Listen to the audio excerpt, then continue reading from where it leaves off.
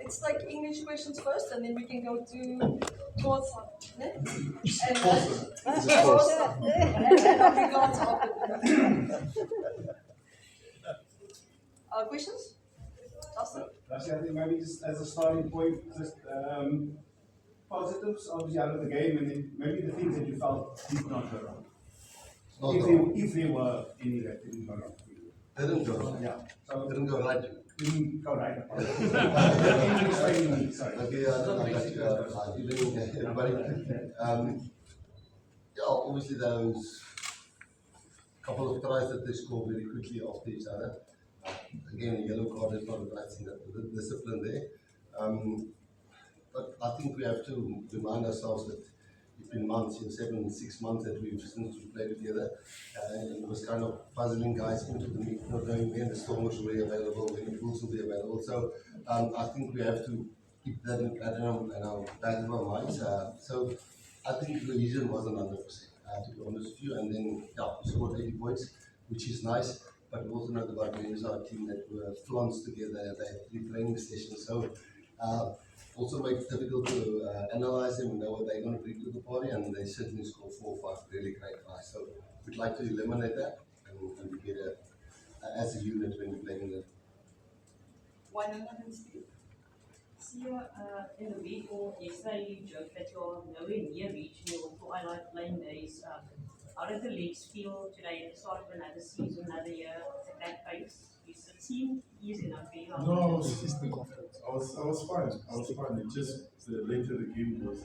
When we allow other team to let them play, they want to play. It becomes a bit harder. But I felt good in the game. I don't know. Coach told me after when we watched the game was I thought we played. Then when at the beginning the way we wanted to play, we could see, and then we had weak moments where as soon as we got up a little bit higher. So yeah. But as in general, I felt good. And Rice, how did you feel about the kind of things you were taking a look at? Kieran had 10, for example, and then also the guys that you brought in, even the first. Yeah, funnily enough, I think one of Kieran's strengths is his defense. And the first try was guys who ran over him, and obviously you can see the try there. But the nice thing was, it didn't take him off focus, and in the game, he certainly had some wonderful passes, creating tries for guys, kicked really well to touch. I know the one ball that kicked over the red ball line for touch. But this is what this game was for, to sort out a few problems, to get some answers, and more problems that we got in the game. So overall, I thought he did really well. I think Vusi also is a really calm guy, and I think he's really impressive. So yeah, I think he impressed us as well. So happy with Kieran. Guy like Riley, 19, 20 years old, playing full match against grown men. That's not easy. I think all the 12 when he came on, so Evan was good. So other guys, I thought Faf was decent. We got that into the mix. On the SA side, obviously she was talking around the show there, but I really thought they did really well. It's difficult to gauge how good Zimbabwe really are. But I thought they stood really well to their structures the whole game. I thought they were really impressive. It's now for us to cut the squad to 45, and that's going to be done tonight. So, yeah, overall, I think boxes stick. Can't moan about the attack when you get 80 points. So, obviously, the thing to have to moan about is defense, as well as to sort out.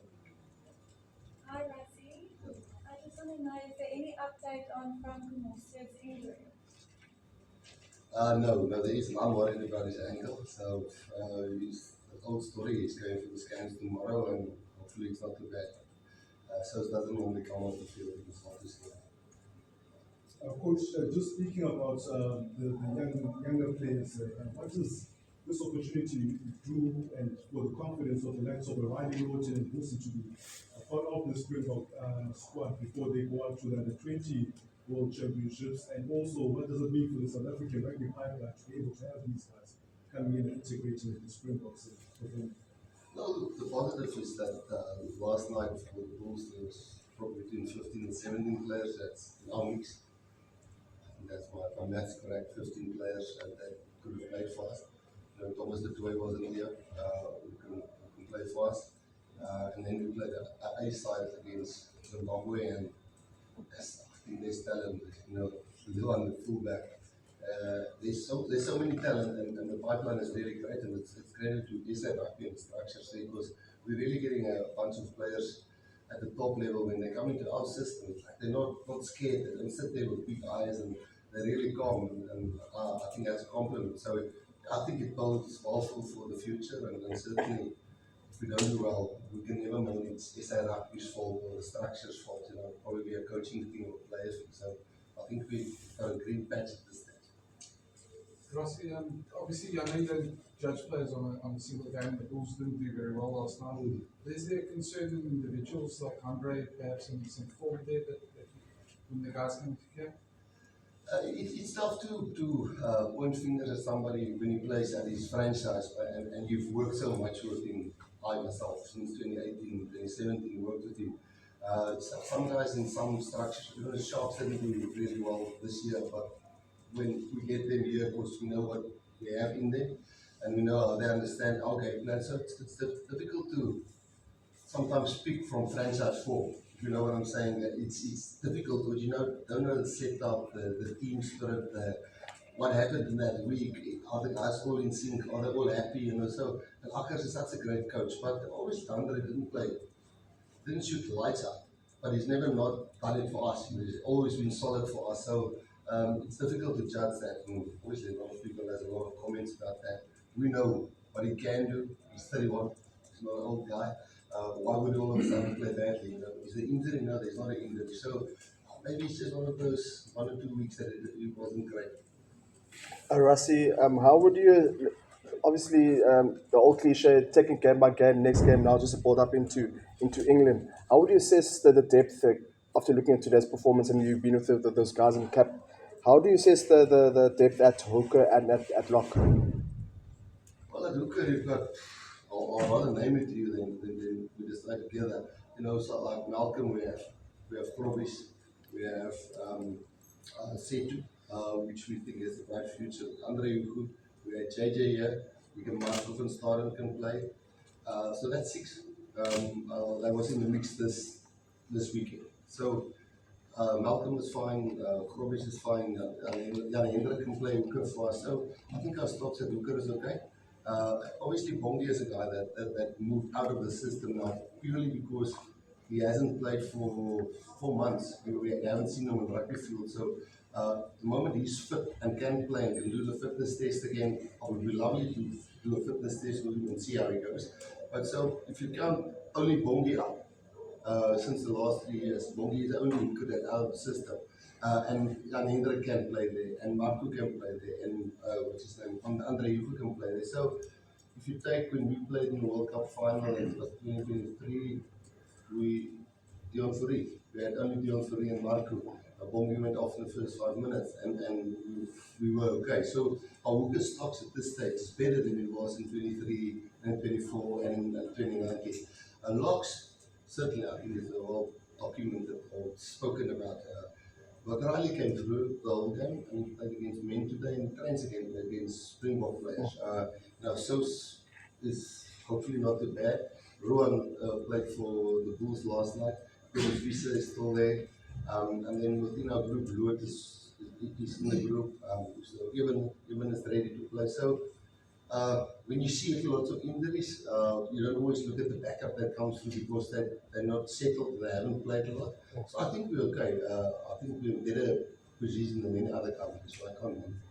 Last question. Yeah, you look very sharp today. Just from a leadership point of view, it's fair to say that your leadership transcends rugby. A lot of people listen to you. And the fact that Bafana is still in the World Cup to play South Korea next week, are there any words of encouragement for them for that final group game? Well, they did, obviously, I understand the people away. It was a tough first loss, they weren't really happy, but the way they answered the second game, and the amount of attacking they did, they just couldn't get the opportunity and fought till the end, obviously, for the penalty.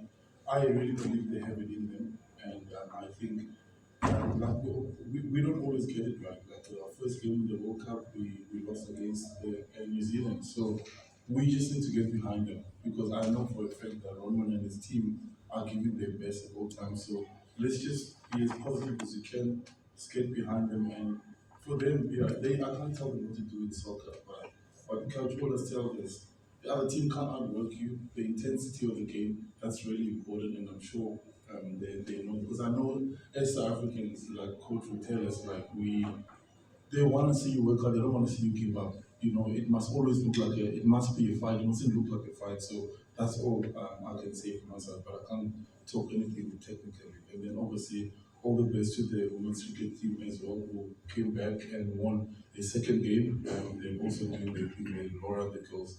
I mean, they also do well. Vloggers off. And